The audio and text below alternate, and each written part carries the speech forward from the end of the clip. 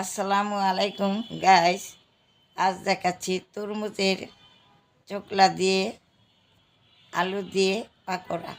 আমি তরমুজের চোকলা সুন্দর করে কেটে টুকরা করে নিয়ে এটা আমি ঘষে নিয়েছি।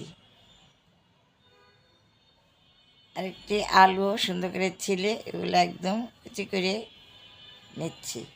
এটা আমার নাতিন দাঁড়ায় দাঁড়ায় আমার সাথে বানাচ্ছে।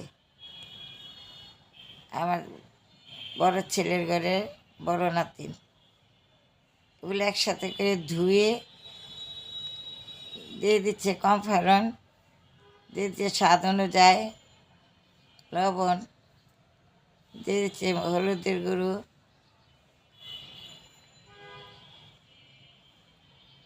মরিচের গুঁড়া, মরিচ আপনি আপনার পরিমাণ মতো দিবেন। দিয়ে এগুলা মেখে নিচ্ছি। এখন ভেজে নিচ্ছে। কড়াইতে তেল দিয়েছে, তেলটি গরম হয়ে এসেছে। আস্তে আস্তে করে পাকোড়া ছেড়ে দিচ্ছে। আমার নাতিন যেইভাবে বানাইলো ঠিক এইভাবে বানিয়ে খেয়ে দেখবেন কতটা মজা হয়েছে। দারুণ, একবার খেলে আপনি বারবারই খেতে চাইবেন।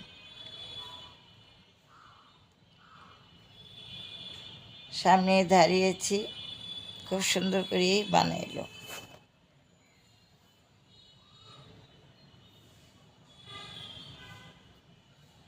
এখন উলট পুলট করে নিচ্ছে।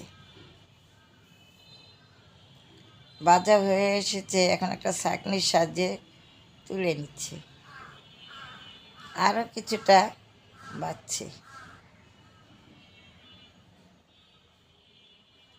তা হাতে কাজ করুন, বেশি বেশি করে মুখে দূরত করুন, আপনার আমল নামা ভারী করুন।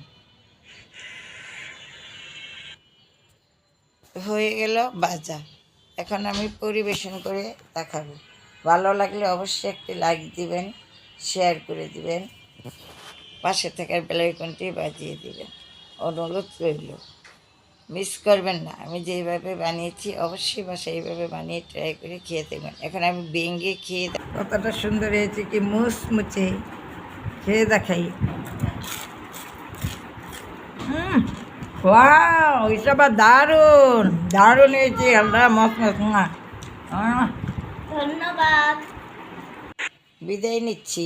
আল্লাহ হাফেজ।